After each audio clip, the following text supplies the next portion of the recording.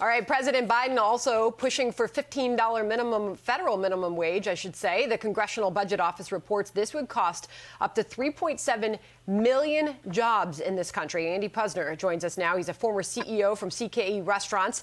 Otherwise, you might remember the parent company, Carl's Jr. and Hardee's. And of course, that's important to point out, Andy, because you know intimately workers that make minimum wage. You've run companies that it's a very important aspect of it. So why do you advocate against this?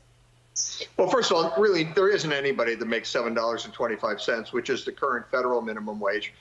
Most states have a wage in place above that, and even states that don't, like Tennessee, where I live, you can't hire somebody for less than $10, $11, $12 an hour. So nobody's making $7.25 an hour. Secondly, we've seen over the past 6-7 months, we've seen tens of thousands of small businesses go out of business permanently. They can't survive. We've got tens of thousands more that are in danger. The government's proposed has put up $1 trillion, $953 billion in the payroll protection plan to try and assure that businesses could make their payroll. What sense does it make with businesses failing, going out of business, jobs going away, the government trying to help and they still go out of business, to raise their labor costs? You're raising the costs of people that can barely survive as it is.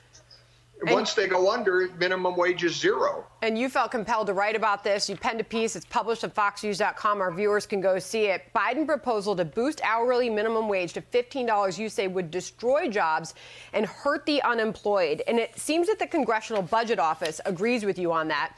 They're saying that Biden's proposal to raise the federal minimum wage to $15 would kill up to 3.7 million jobs. I mean, you're talking about a lot of people affected by this. But I'll tell you the case that Biden is making for this. He's saying that if you are working 40 hours a week and you're making less than $15, you're living below the poverty line in this country. He said no one should live like that. So what is the solution then, Andy, from your view?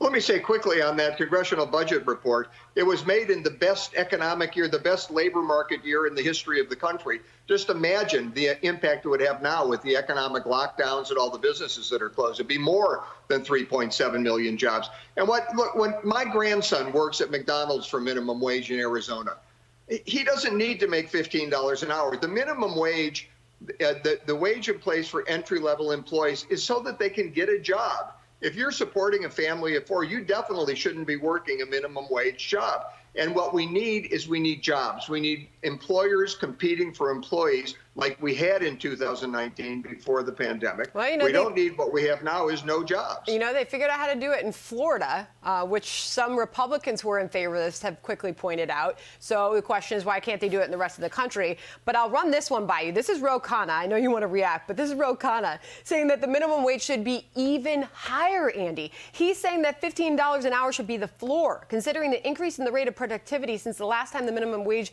was changed, American workers are adding a value of $23 an hour. So based on this discussion and what you see from your view, Andy, what is the right number? What should the federal minimum wage be? By the way, the average wage in this country is well above $23 an hour if they're talking about average productivity.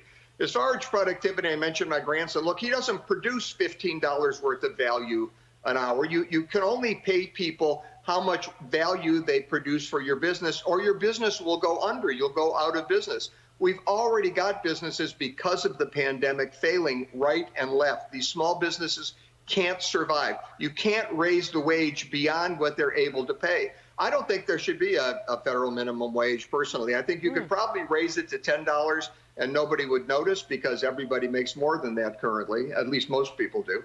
But I think it's better handled at the state level because Alabama's not the same as California and New York. And it's even better handled at the city level because, you know, Stockton, California or Fresno aren't the same as San Francisco and Los Angeles. So I think the more locally you deal with the minimum wage, the better it is for the areas that are economically challenged. Because you've got it, if you've got a federal wage, it's got to be the lowest, the highest wage the low income areas can deal with. It's such an interesting viewpoint. Andy Puzner, really appreciate you coming on. Thank you.